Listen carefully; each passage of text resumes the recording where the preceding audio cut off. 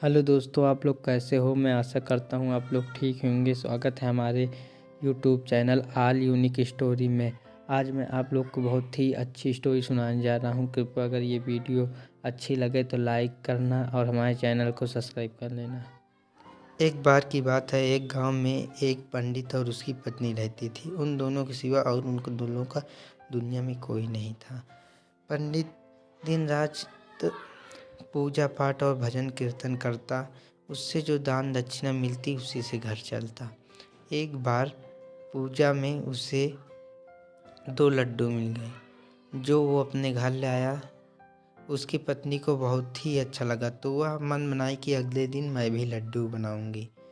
तो उसकी पत्नी ने पंडित से कहा, ए जी सुनते हो, तुम भी कल सारा सामान लाना, हम भी लड्डू पंडित बोला, बनाएंगे। ठीक है, कल मैं सारा सामान लेते आऊँगा। अगले दिन वैसे ही पंडित ने सारा सामान लाया और सामान लाने के बाद वह पूजा पाठ के लिए बाहर निकल गया।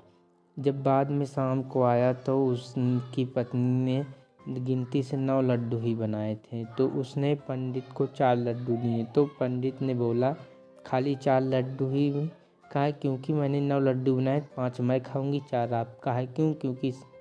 क्योंकि इस घर का सारा काम मैं करती हूँ, इसलिए 5 लड्डू मैं खाऊंगी, 4 लड्डू आप खाओ।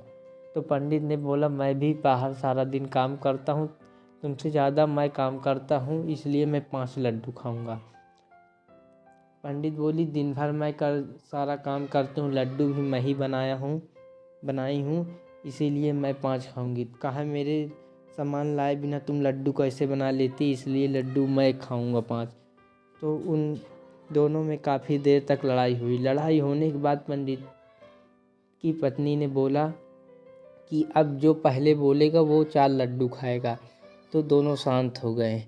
शांत रहते ही फिर रात हो गई। रात में न पंडित ने कुछ खाया या न पंडिताइन ने, क्योंकि खाने के लिए पंडित को कहना पड़ता कि जाओ सामान लाओ।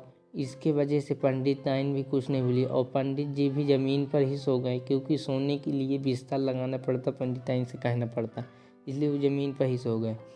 अगले दिन हो गया। जब सुबह हो गई, देर हो गया, पूजा पाठ नहीं हुआ तो गांव वाले परेशान हो गए कि सुबह सुबह पंडित जी पूजा करने लगते हैं, आज तक कभी घंटी की आवाज़ नहीं सुनाई दी।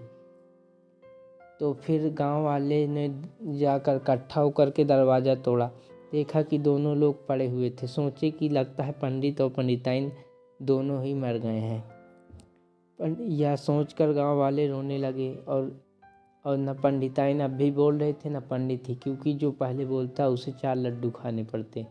तो गांव में भी कुल 9 लोग इकट्ठा हुए। फिर दोनों के लिए अर्थी बनाई गई। अर्थी उठाने के लिए भी 9 लोग थे।